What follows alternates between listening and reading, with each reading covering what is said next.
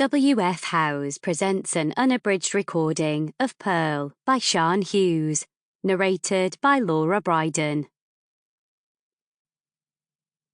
Chapter 1. The Wakes. Adam and Eve and Pinch-Me went down to the river to bathe.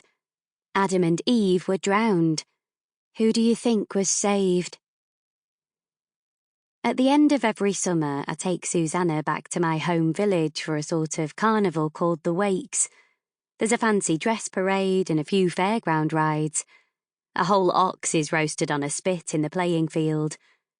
When I was a child, there was a thing called the pram race. The rules of the race were a team of 2 men to push a pram to the next village and back, one running, one in the pram. They both had to drink a pint of beer at every pub along the way.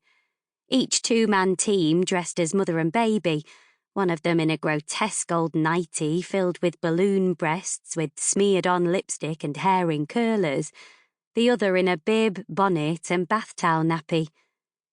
When they set off, the giant baby would be in the pram pushed by the man in curlers and lipstick, but to stand any chance of winning, they needed to take it in turns, so by the first corner they would swap over.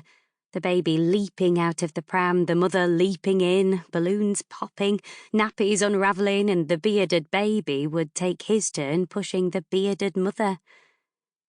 There's no pram race now. The roads are too dangerous, so the police stopped it. The Wakes has been going on here for a long time.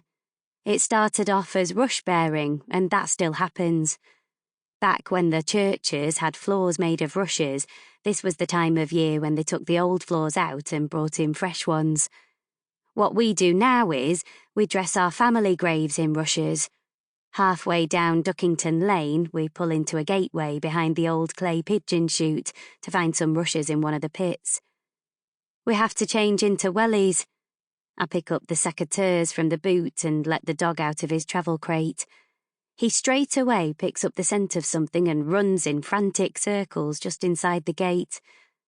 Susanna says thanks, but she'll wait in the car. Cutting rushes isn't fun for her now she's 13. I open the back door and ask her again. She sighs, says she might as well, now we're here, puts her phone down and changes into her boots. Someone's already found all the good ones along the edge. There are hardly any left with nice black tops. Susanna is so light she can step easily over the marshy ground and pick the last few from near the middle. Back in the car, I give her the job of plaiting them. Sample complete. Ready to continue?